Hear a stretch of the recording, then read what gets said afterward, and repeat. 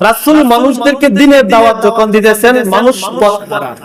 রাসূলুল্লাহ দ্বীনের দাওয়াত শুনে নাই।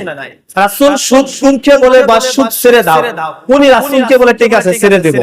ঘুষখোরকে বলে ঘুষ ছেড়ে দাও, বলে ঠিক আছে ছেড়ে দেব। অন্যায় ভাবে আরেকজনের জায়গা দখল করে আছো, জায়গা ছাইরা দাও, বলে ঠিক আছে ম্যাচ শেষ হলে ছাইরা দেন, রাজি আছে, ছাইরা দিতে রাজি।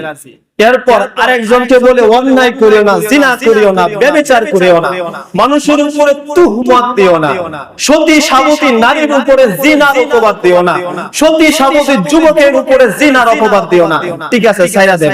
রাসূল শুধু বইরা ওইদিকে যায়, সে মদপুর মদে খাইতেছে, ঘুষখোর ঘুষে খাইতেছে, যে অন্যায় ভাবে আরেকজনের জায়গা দখল করছে, আরেকজনের জায়গার মধ্যে তার ঘর এখনো রয়েছে, ঘর সরাইতে রাজি না, একই ভাবে সে একই পয়দা করতেছে।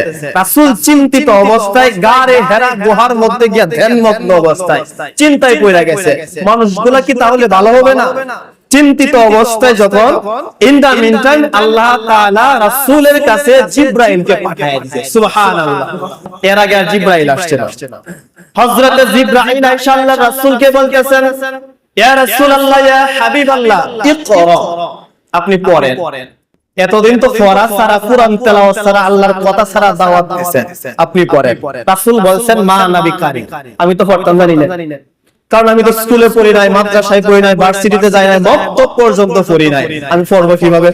জিবরাইল আবার বললেন ইকরা, রাসূল বলেন মা আনা বিকারি। আবার জিবরাইল বললেন ইকরা, রাসূল বলেন মা আনা বিকারি, আমি তো পড়তে জানি না। এরপর তৃতীয়বার বলার পর আল্লাহর রাসূলকে জিবরাইল তার বুকের সাথে ধরে এমন জোরে একটা চাপ দিল, চাপ দিয়ে রাসূলকে ছেড়ে দিয়েছে। ছেড়ে দেওয়ার পর রাসূলুল্লাহকে বলতেছে, ইয়া রাসূলুল্লাহ, ইয়া হাবিবাল্লাহ, ইকরা ইসমি রাব্বিকাল্লাযী খালাক, রাসূল আপনি পড়েন যিনি আপনাকে সৃষ্টি করেছেন। সুবহানাল্লাহ।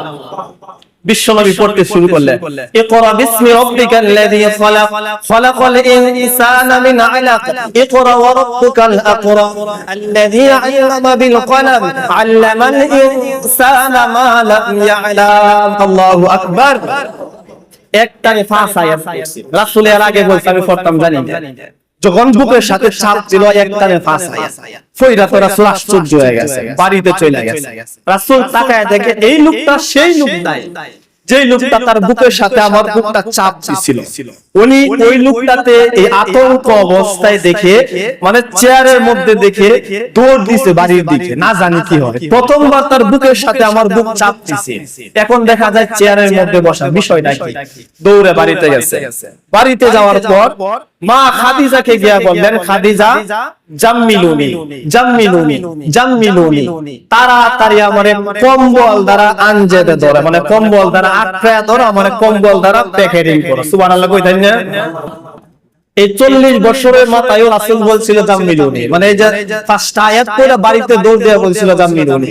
এই মুদ্দাসসির নাজিল হওয়ার পরও রাসূল বলছিলেন জাম্মিলুনি, খাদিজা তাড়াতাড়ি কম্বল দ্বারা মানে জড়ায় ধরো, মানে কম্বল দ্বারা আঁকড়ায় ধরো।